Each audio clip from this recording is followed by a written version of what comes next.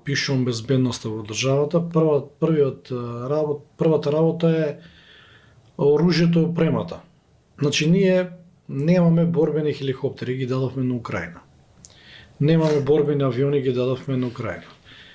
Немаме тенкови, ги дадовме на Украина. Значи, тоа се случи последниве 2-3 години. Борбената авиација е, светот се владее со борбена авиација. Погледнете Америка, погледнете Русија, погледнете све. Небото го владееш со све. Значи, ракетни системи, такви работи. Сега купуваме нешто, не можам да коментирам колку се тие способни или не. Гледам каква е моменталната состојба и тоа што сум го видел и доживел додека сум бил во армијата. Од втор аспект, човечкиот фактор, пак ќе речам, моралот. Кој е на прва борбена линија? Војниците. Моралот е сведен на нула. Понижување, деградирање, мобинг, малтретирање, мали плати, мали примања. Услови катастрофални. Како ќе го мотивираш ти тој човек да ја брани државата? Едноставно сите идат на работа само колку да имаат примања, да преживеат месецот и да однесат дома на своите семејства.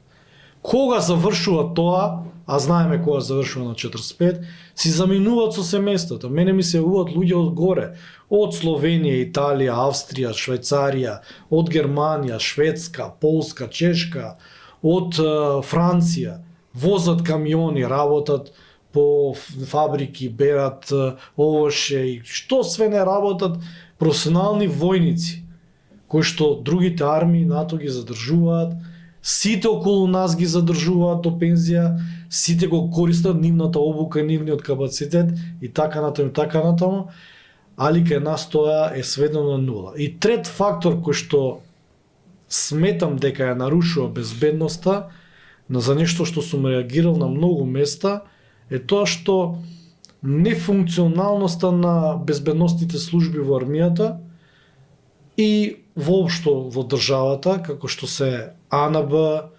разузнавањето, војната безбедност. Има едно лице кое што е поранешен припадник на армијата, а сега не вработен во армијата, но има контрола над 1500 телефонски броеви кои што ги користат припадници на армијата. Телефонски броеви кои што може да ги контролира кога сака да ги уклучи, да ги исклучи и да ги контролира нивните повици, каде е звонето, што е звонето и така натаму. За ова работа знае безбедноста, знае АНБ, знае разузнавањето, министрите, сум го зборувал во изминативе години, никој не презема ништо. Значи може да замислите вие надворешно лице, а да има контрола на нешто што може да биде катастрофално во период кога што армијата ќе биде искористена.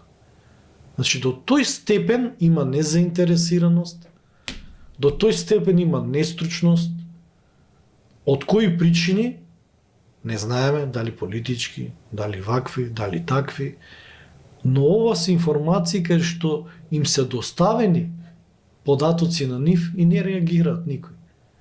И сега кога ќе ги споите сите елементи и многу други елементи има кај што не сум ниту стручен да ги кажам, а они ги знаат повише, ниту па некои работи не можам да ги кажам, ќе видите дека идеме надоле.